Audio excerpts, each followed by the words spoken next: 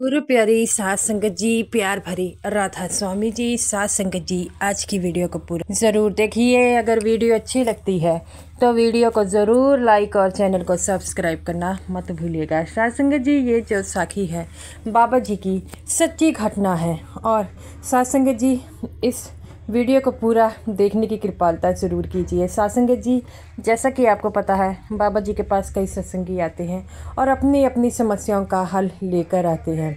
तो सत्संगत जी, एक सत्संगी आया और बाबा जी से पूछता है, बाबा जी मैं आपसे ये पूछना चाहूँगा कि अगर हम अपनी ज़िंदगी में दान पुण्य करते हैं, जब सिमरन करते हैं, तो दोनों में कौन सा बड़ा होता है? तो बाबा जी पहले कहते हैं कि मैंने सत्संग में कई बार ये समझाया है कि हमेशा सिमरन पर ध्यान दो, क्योंकि अगर तुम्हारे साथ जो कुछ जाएगा तो सिमरन ज़रूर जाएगा।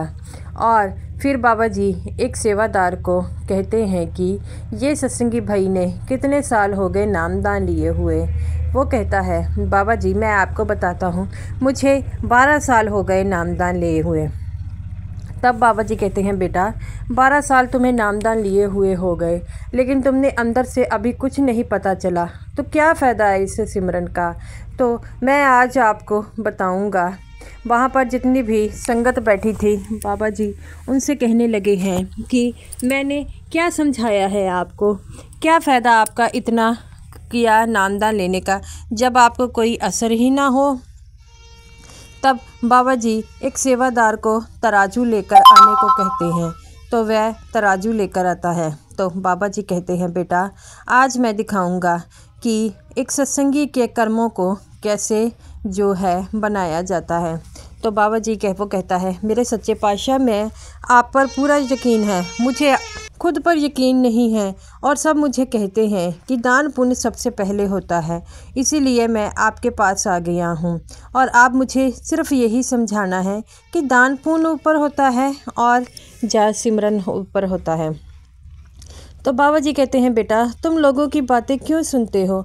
मैंने तुम्हें कई बारी समझाया है, जितनी तुम बातें सुनोगे उतना ही तुम्हारे दिमाग पर असर होगा और मेरी बात सुनकर तुम्हें जो है उन पर असर नहीं होता, लोगों की बातें सुनते हो। वो सत्संगी कहता है, बाबा जी जैसा कि आपको पता है कि हम संसार में रहते हैं तो लोगों की बातें तो सुननी होती है। बाबा जी कहते हैं, बेटा लोग तो तरह तरह की बातें करते हैं, तो क्या तुम उनकी सारी बातें सुनोगे?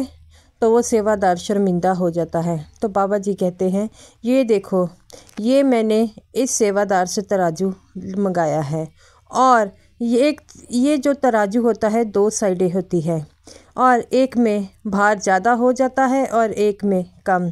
और इस तराजू का क्या मतलब है? बाबा जी कहते हैं, बेटा इसमें तुमने जितने भी दान पुण्य लिखे हैं एक साइड में उसे रखो और एक साइड में सिमरन में। वो सेवादार कहता है, बाबा जी मैं ये सब कैसे रख सकता हूँ, ये तो रखा नहीं जा सकता। बाबा जी कहते हैं, बेटा मुझ पर विश्वास रखो। तो उस आदमी ने हाथ के बंद कर कर जो है हाथ जोड़ लिए और कुछ ही देर में उसका जो दान पुण्य था उसका वाला साइड जो थी थोड़ी ऊंची उठने लगी और जहाँ पर दूसरी साइड पर उसने सिमरन रखा था वह भी जो है ऊपर उठने लगा। वहाँ पर जितनी भी संगत थी ये देखकर बड़ा हैरान हो रही थी कि ये क्या हो रहा है, हमें तो कुछ समझ नहीं आ रहा है। तब बाबा जी कहते हैं, बेटा ये उन्हें समझ आएगा जिन्होंने सिमरन किया है। और वह उस सत्संगी को आंखें खोलने के लिए कहते हैं। वह सत्संगी अपनी आंखों को खोलता है और कहता है, बाबा जी क्या दिखाना चाहते हैं आप? बाबा जी कहते हैं, बेटा ये सामने देखो, ये जो एक तराजू में तुम्हारा दान पुण्य है और एक में तुम्हारा सिमरन है। तो वो ये बात देखता है कि वो दोनों तराजू जो थे एक ऊपर था और एक नीचे था और उसे सब दिखाई दे रहा था। वो सत्संगी कहता है, बाबा जी मुझे तो सब कुछ दिखाई दे रहा है। बाबा जी कहते हैं, बेटा तुम्हें इसलिए दिखाई दे रहा है क्योंकि ये सब कुछ तुम्हारा है, तुमने जो सिमरन किया है वही सब कुछ है। तो वह ये बातें सुनकर जो है रोने लग पड़ता है। तो बाबा जी कहते हैं, बेटा तुम्हारा दान पुण्य जो है तुमने सिमरन से ज़्यादा किया है, लेकिन फिर भी तुम्हारा सिमरन वाला पलड़ा हमेशा भारी ही रहेगा। तो वो कहता है वो क्यों सच्चे पातशाह, क्योंकि बाबा जी उसे बड़े प्यार से समझाते हैं, क्योंकि जो सिमरन करता है सिमरन हमेशा सबसे ऊपर रहता है और तुम्हारे साथ जो जाएगा वो तुम्हारा सिमरन ही जाएगा। बाबा जी कहते हैं बेटा ये बात ठीक है, तुमने बहुत दान पुण्य किए हैं और जिसके कारण तुम्हें स्वर्ग में जगह मिल जाएगी। अगले जन्म में फिर तुम्हें जो है इस धरती पर आना पड़ेगा, इस कर्म कांड में फंसना पड़ेगा, फिर तुम गलत काम करोगे, फिर तुम्हें निचली जोनियों में जाना पड़ेगा और ये सब कुछ चक्कर चलता रहेगा। लेकिन अगर तुम इस जन्म मरण से छुटकारा पाना चाहते हो, उस स्वामी तक मिलना चाहते हो, तो उसके लिए तुम्हें शब्द की कमाई करनी होगी, सिमरन की कमाई करनी होगी। तो वो कहता है बाबा जी ऐसा हो सकता है? बाबा जी कहते हैं बेटा सच्चे मन से कुछ भी करो, सब कुछ हो सकता है और सच्चे मन में उस सिमरन करने से वो परमात्मा भी तुम्हें मिल सकता है। तो वह ये बातें सुनकर कहता है बाबा जी मुझे इतने साल नामदान लिए हो गए लेकिन मुझे इस बात पर एहसास नहीं हुआ। बाबा जी कहते हैं बेटा जब हम लोगों की बातों में आ जाते हैं तो हमें ये एहसास नहीं हो पाता। एहसास तभी हो सकता है जब हम सच्चे परमात्मा को सब कुछ समर्पित करते। हमारा मन जो है हमसे कई काम कराता है, हमें गलत सही के बारे में समझाता है, लेकिन मन भी ऐसी चीज़ है जो हमें गलत साइड पर ले जाता है। लेकिन हमें अपने मन को मारना होगा। जो मन को मार लेता है वह उस सच्चे परमात्मा के पास ज़रूर पहुंच जाता है। तो इसीलिए मैं हमेशा आपसे यही निवेदन करता हूं कि सिमरन करो। भजन सिमरन का बेटा लेने का क्या फ़ायदा जब तुमने सिमरन ही नहीं किया। तो वहाँ पर एक सेवादार और उठता है और वो कहता है बाबा जी हम सेवा भी करते हैं, क्या सेवा जो है वो सिमरन में जोड़ी जाएगी? तो बाबा जी कहते हैं बेटा जो सेवा करता है उसे सिमरन भी तो करना पड़ेगा।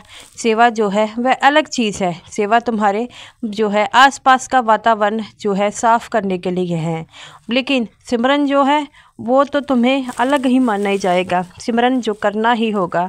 तुम ऐसा कहते हो कि सेवा कर कर हम सिमरन से बच जाएं, ये नहीं हो सकता और सिमरन के लिए वक्त निकालना पड़ेगा। तो वो सेवादार कहता है बाबा जी मैं मजदूरी करता हूँ, मजदूरी कर कर इतना थक जाता हूँ कि मैं सिमरन के लिए टाइम नहीं निकाल पाता।